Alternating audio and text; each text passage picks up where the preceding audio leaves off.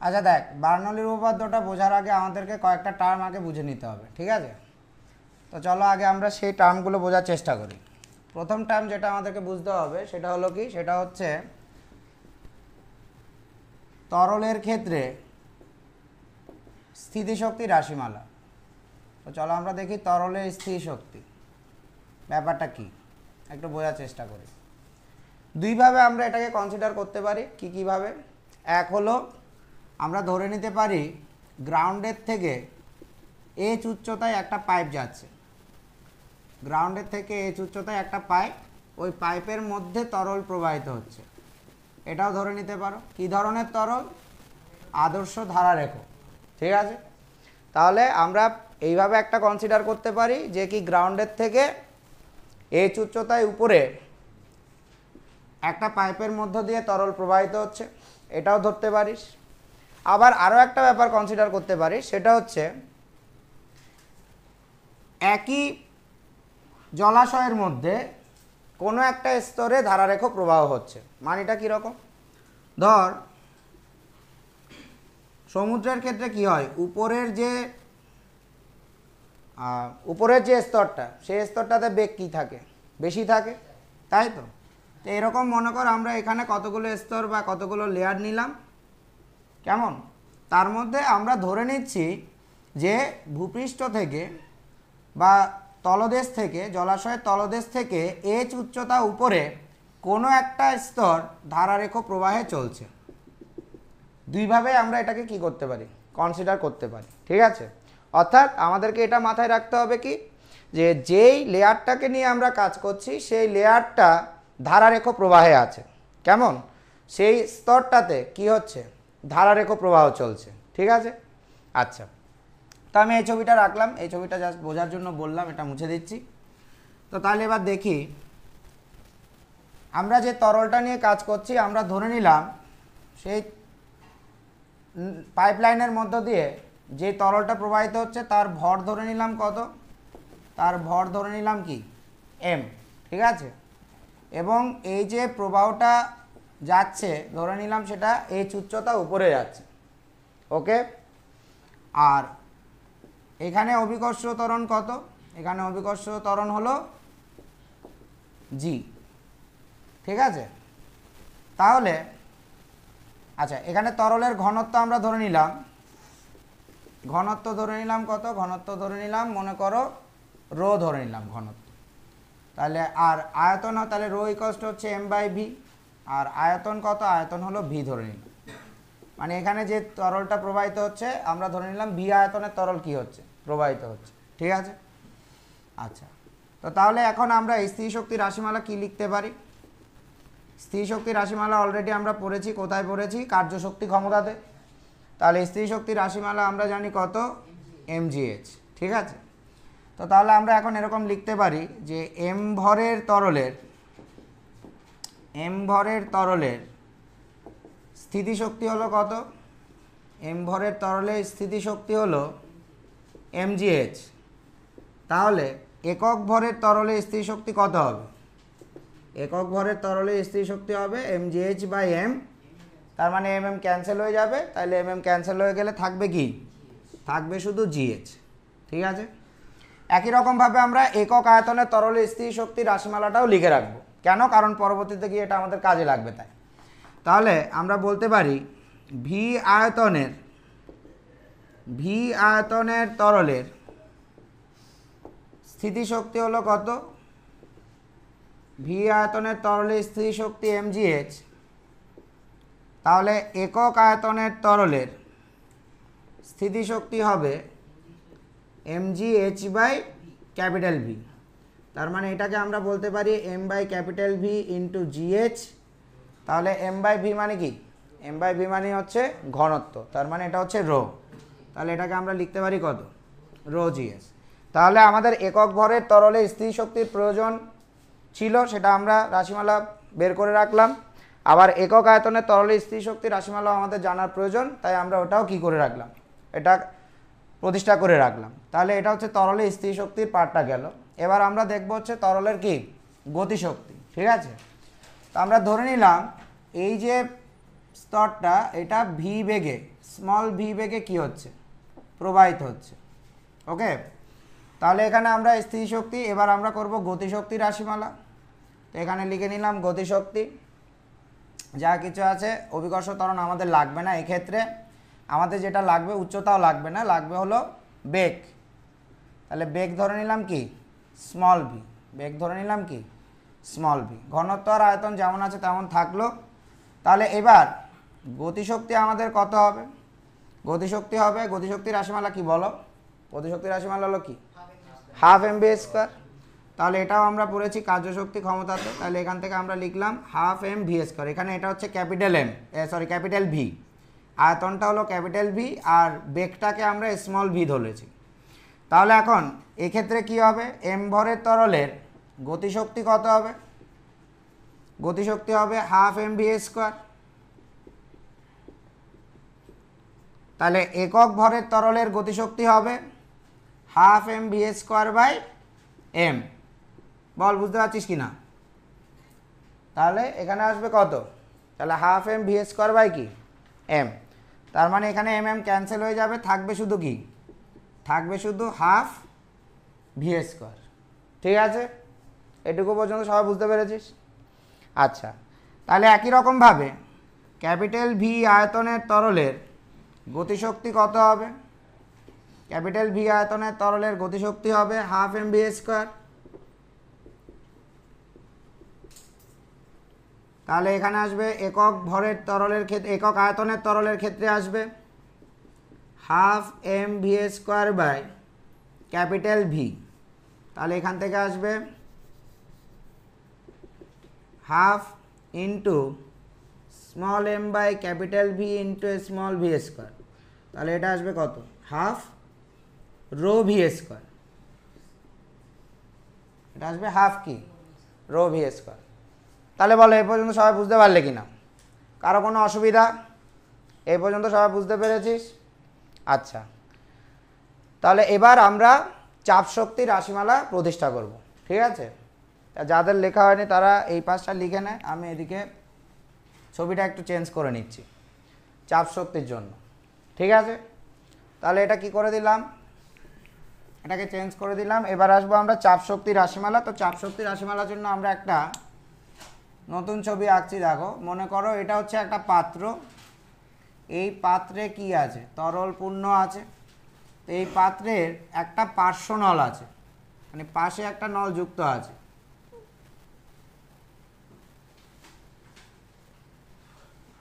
তাহলে আমরা ধরে নিলাম এই পাত্রে এখানে পাশে একটা নল যুক্ত আছে।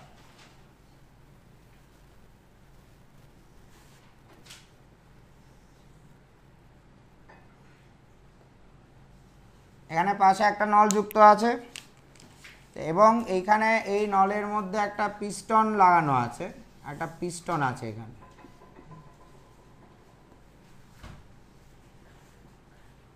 আচ্ছা, এর যে প্রস্থচ্ছেদের ক্ষেত্রফল, মানে এই নলের যে প্রস্থচ্ছেদের ক্ষেত্রফল, এই নলের প্রস্থচ্ছেদের ক্ষেত্রফল আমরা ধরলাম আলফা। এই পার্শ্ব নলের দৈর্ঘ্য ধরলাম কত, এক্স। কেমন? তাহলে প্রস্থচ্ছেদের ক্ষেত্রফল ধরলাম কি আলফা, আর পার্শ্ব নলের দৈর্ঘ্য ধরলাম কি এক্স। তাহলে এবার আমরা বলছি এই পার্শ্ব নলের মুখে পি চাপ কাজ করছে। কিসের চাপ? তরলের চাপ। ঠিক আছে, তাহলে এখানে এই পর্যন্ত তরল পূর্ণ আছে ধরে নিলাম।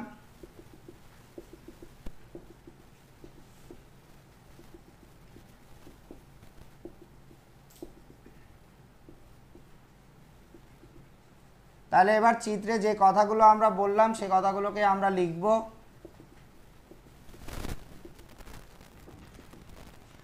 ঠিক আছে, আচ্ছা চলো দেখি। তাহলে এবার আসি তরলের চাপ শক্তির রাশিমালা।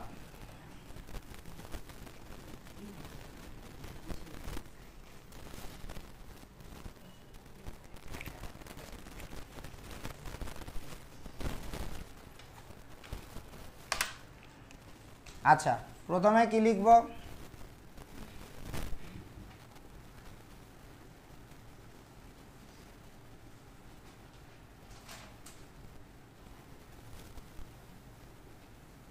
তাহলে প্রথমে লিখছি পার্শ্বনলের দৈর্ঘ্য হলো কত, পার্শ্বনলের দৈর্ঘ্য হচ্ছে এক্স, ঠিক আছে। আর পার্শ্বনলের প্রস্থচ্ছেদের ক্ষেত্রফল, প্রস্থচ্ছেদের ক্ষেত্রফল মানে কি, ক্রস সেকশন এরিয়া। কোনো একটা বস্তুকে যদি আমরা পাশে কি করি, প্রস্থ বরাবর ছেদ করি, তাহলে প্রস্থ বরাবর ছেদ করলে যে তলটা পাওয়া যাবে সেটাই হলো কি, প্রস্থচ্ছেদের ক্ষেত্রফল, ঠিক আছে। যেমন ধর এই পেনটাকে যদি আমরা প্রস্থ বরাবর ছেদ করি তাহলে একটা কি পাবো, বৃত্তাকার তল পাবো। এখানে দেখতে যেরকম একটা তল দেখা যাচ্ছে ওরকম একটা বৃত্তাকার তল পাবো। তাহলে ওই তলের ক্ষেত্রফলটাই হলো প্রস্থচ্ছেদের ক্ষেত্রফল। সহজ কথায় প্রস্থ বরাবর ছেদ করলে যেই তলটা পাওয়া যাবে সেই তলের ক্ষেত্রফলই হলো কি, প্রস্থচ্ছেদের ক্ষেত্রফল, ঠিক আছে। তাহলে প্রস্থচ্ছেদের ক্ষেত্রফল আমরা কত পাচ্ছি, ধরে নিয়েছি প্রস্থচ্ছেদের ক্ষেত্রফল ধরে নিলাম আমরা আলফা। তাহলে এখন এই পার্শ্বনলের আয়তন কত হবে, তাহলে পার্শ্বনলের আয়তন বা পার্শ্বনলে থাকা তরলের আয়তন, এভাবে বলতে পারি পার্শ্বনলের আয়তন যতটুকু হবে পার্শ্বনলে যে তরলটা আছে সেই তরলের আয়তনও কি সেমই হবে, ঠিক কি না। তাহলে আমরা বলতে পারি পার্শ্বনলে থাকা তরলের আয়তন, পার্শ্বনলে থাকা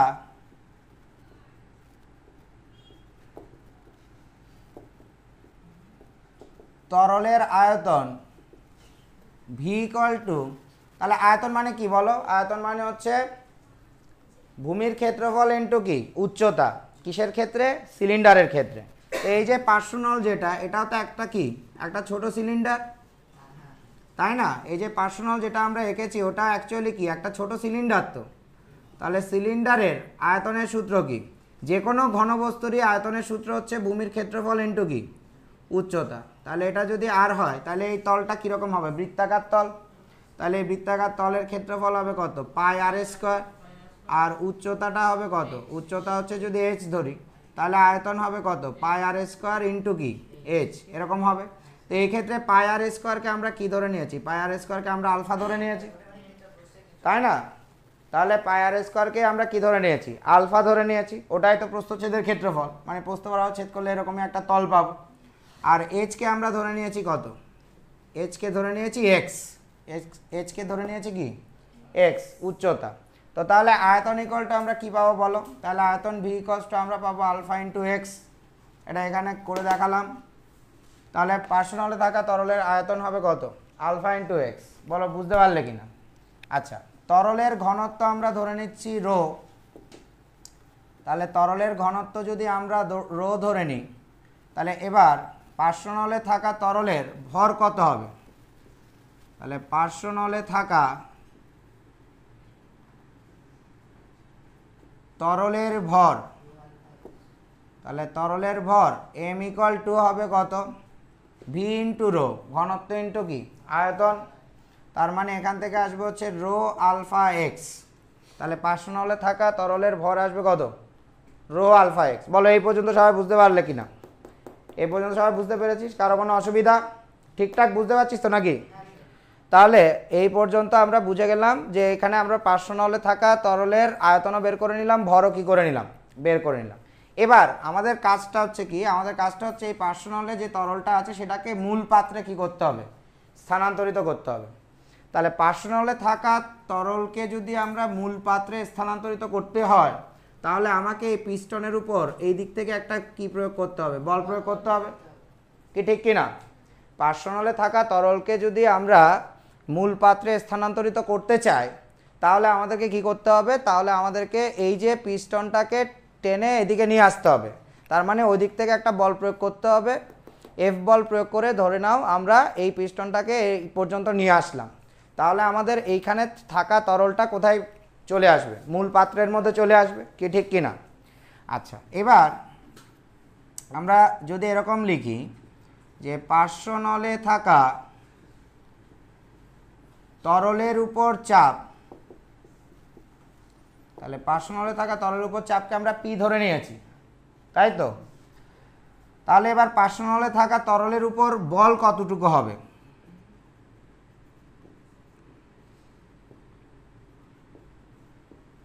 পার্শ্বনলে থাকা তরলের উপর তাহলে প্রযুক্ত বল কত হবে,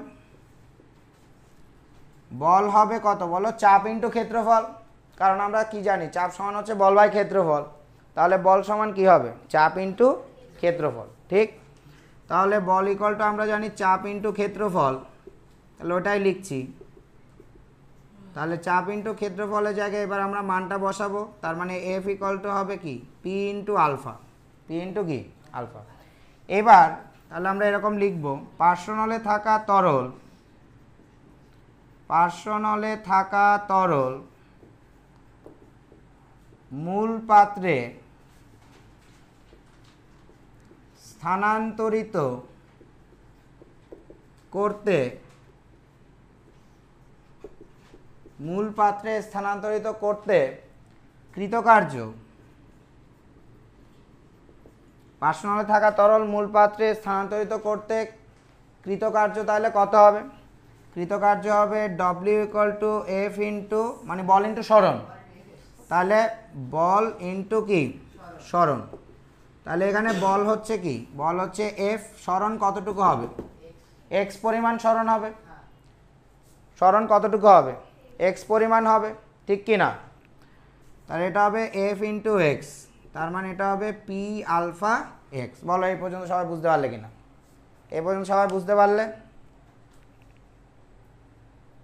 আচ্ছা, তাহলে এবার আমরা কি বলতে পারি, এই যে কৃতকার্য, এই কৃতকার্যটাই এই তরলের মধ্যে চাপ শক্তি হিসেবে কি থাকবে, সঞ্চিত থাকবে। ঠিক আছে, তাহলে এই কৃতকার্যটাই এই তরলের মধ্যে চাপ শক্তি হিসেবে কি থাকবে, সঞ্চিত থাকবে। বল সবাই বুঝতে পেরেছিস কিনা? তাহলে আমরা বলতে পারি এই কৃতকার্য তরলে চাপ শক্তি রূপে, এই কৃতকার্য তরলে চাপ শক্তি রূপে সঞ্চিত হবে বা সঞ্চিত থাকবে। বোঝা গেল কিনা? তাহলে এই হচ্ছে আমাদের চাপ শক্তির রাশিমালা। কিন্তু আমাদের টোটাল রাশিমালা নিয়ে তো কাজ নেই, আমাদেরকে একক ভরের জন্য আর কি একক আয়তনের জন্য চাপ শক্তির রাশিমালা জানতে হবে, ঠিক কি না। তাহলে এই উপরের অংশটুকু মুছে দিই, এই উপরের অংশটুকু মুছে দিলাম। ঠিক আছে,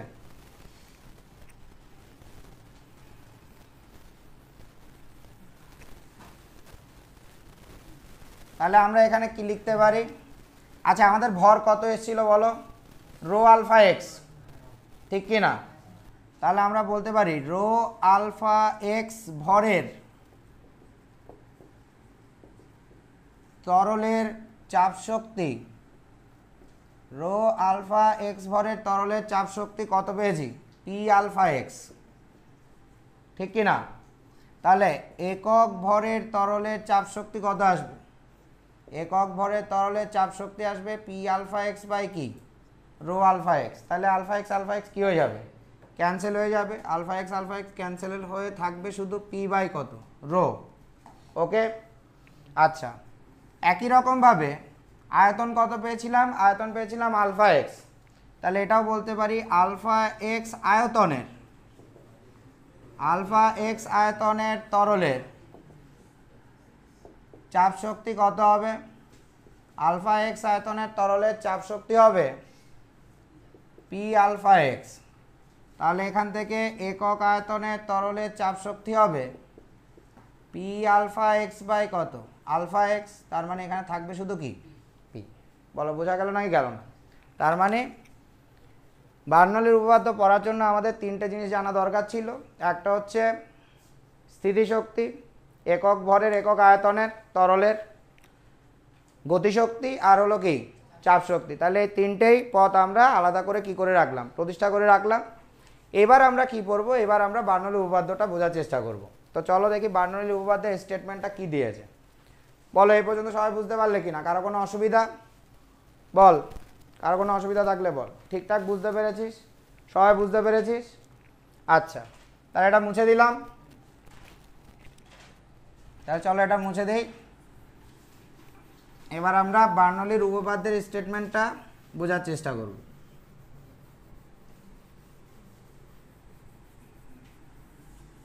এবার দেখো বার্নৌলির উপপাদ্যে কি বলছে। বার্নৌলির উপপাদ্যে বলছে আদর্শ ধারারেখ প্রবাহের ক্ষেত্রে, আদর্শ ধারারেখ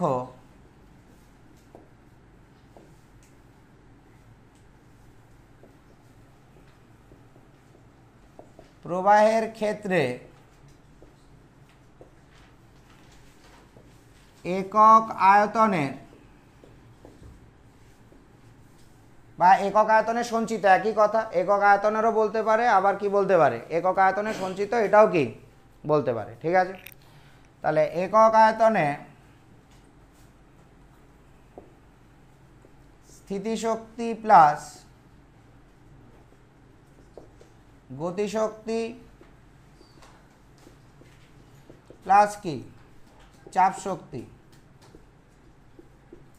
এটা সর্বদা কি থাকবে, ধ্রুবক থাকবে, এটা সর্বদা ধ্রুবক থাকবে, কি ঠিক কি না? আচ্ছা, এবার তাহলে আমরা যদি ইকুয়েশন লিখি তাহলে কি আসবে, একক আয়তনে স্থির শক্তি আমরা কি পেয়েছিলাম বলো, একক আয়তনে স্থির শক্তির রাশিমালা কি পেয়েছিলাম বলো, দেখে বলো, খাতা দেখে বলো, একক আয়তনে স্থির শক্তির রাশিমালা আমরা কি পেয়েছিলাম, রো জিএইচ। তাহলে একক আয়তনে স্থির শক্তির রাশিমালা পেয়েছিলাম রো জিএইচ, কোনটা, রো জিএইচটা, কি করে রো জিএইচ একক ভরের হবে, এম জিএইচ ডিভাইডেড বাই আয়তন, তাহলে M by V equal to কত হয়, এম বাই ভি জিএস আসে, তাহলে এম বাই ভি জিএস থেকে এটা তো একক আয়তনের হচ্ছে, ঠিক আছে, একক ভরেরটা হবে শুধু জিএস, তাহলে এটা হলো কি রো জিএস হচ্ছে একক আয়তনে, গতিশক্তি পেয়েছিলাম হাফ রো ভি স্কোয়ার, আর চাপ শক্তি পেয়েছি কত, পি বাই রোতে একক ভরের জন্য পেয়েছিলাম শুধু পি, শুধু পি পেয়েছিলাম একক আয়তনের জন্য, ঠিক কি না, একক আয়তনের জন্য কি শুধু পি পেয়েছিলাম, তাহলে rho GS plus half rho V square plus P ইকুয়ালটা আমরা কত পাচ্ছি, ধ্রুবক পাচ্ছি, কনস্ট্যান্ট।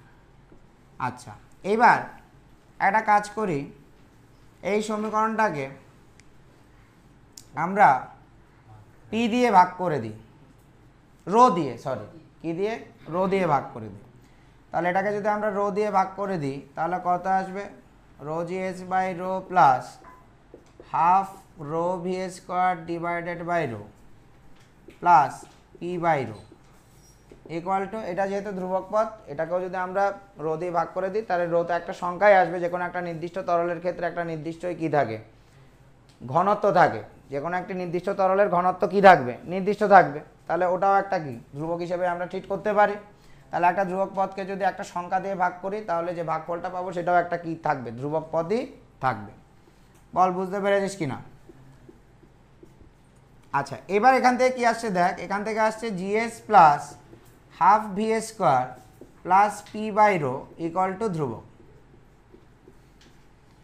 তাহলে এটাকে আমরা এবার স্টেটমেন্টটাকে তার মানে চেঞ্জ করতে পারবো, তার মানে আদর্শ ধারারেখ প্রবাহের ক্ষেত্রে একক আয়তনের ক্ষেত্রে লিখেছিলাম, তাহলে দেখ এবার মিলিয়ে দেখ, এই টার্মগুলো ছিল হচ্ছে আমাদের কিসের জন্য, একক ভরের জন্য, একক ভরের জন্য আমরা এই টার্মগুলো পেয়েছিলাম, ঠিক কি না?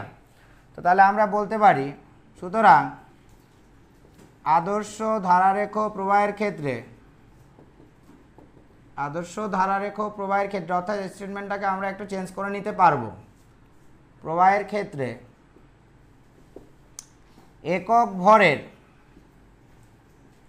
ভরের স্থিতিশক্তি প্লাস গতিশক্তি প্লাস চাপ শক্তি ইকুয়াল টু কত আসবে, ইকুয়াল টু ধ্রুবক আসবে। বল বুঝতে পেরেছিস কিনা? ঠিক আছে, বোঝা গেল। আচ্ছা, এবার এটাকে আমরা আরেকটু মডিফাই করব। আচ্ছা, এখানে আমরা কি করেছিলাম, এখানে আমরা রো দিয়ে ভাগ করেছিলাম, রো দ্বারা ভাগ করে, এখানে আমরা রো দ্বারা ভাগ করেছিলাম, এবার এটাকে আমরা আবার জি দ্বারা ভাগ করব, আবার GH by G plus half V square by G plus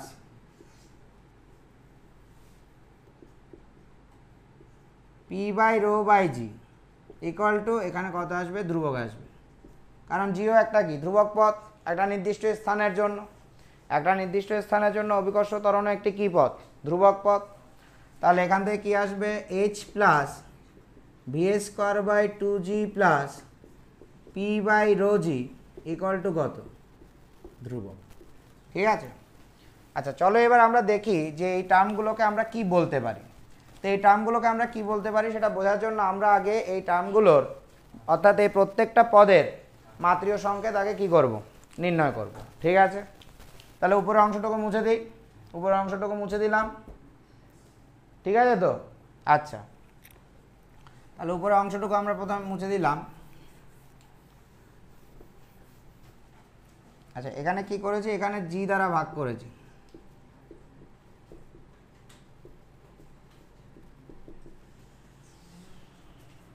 আচ্ছা চলো, এখানে প্রথম পদ হলো এইচ, তাহলে এইচ এর মাত্রিয় সংকেত, এইচ মানে কি? একটা উচ্চতা, এইচ মানে কি?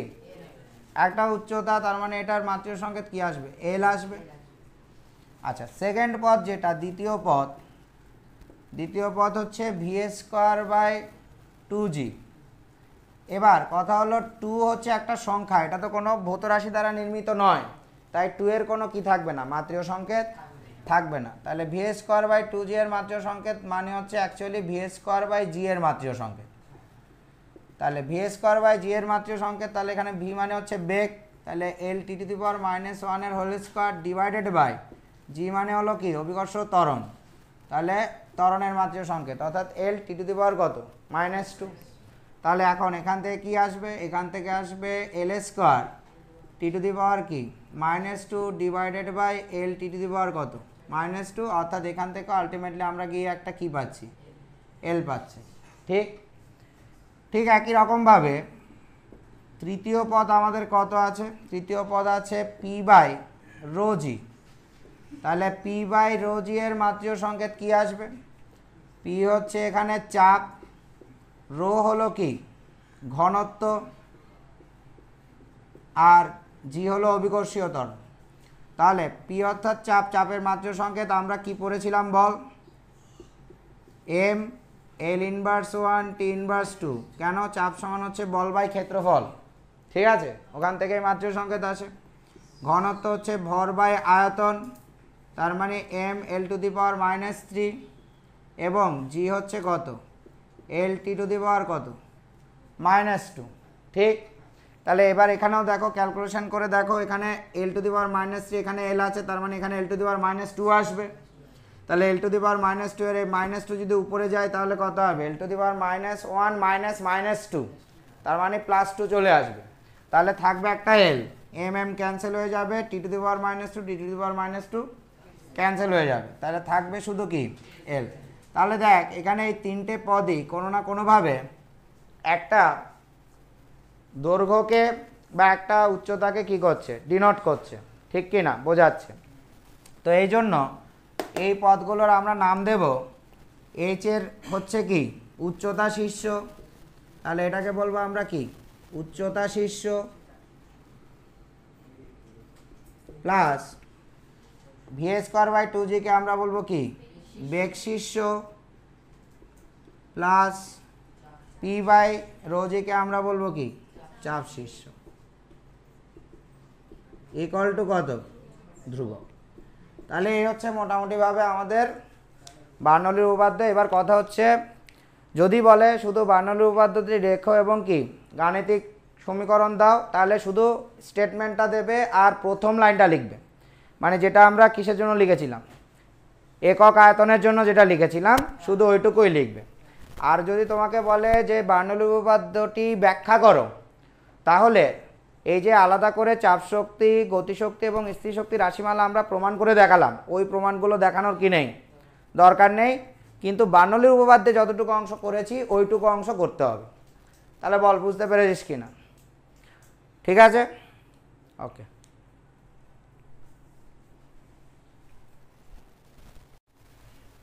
তো আজকে আমরা বার্নৌলির উপপাদ্যটা পড়লাম, আশা করি তোরা সবাই বুঝতে পেরেছিস। যদি তারপরও কিছু কোনো প্রশ্ন থাকে তাহলে অবশ্যই কমেন্ট করবি, এবং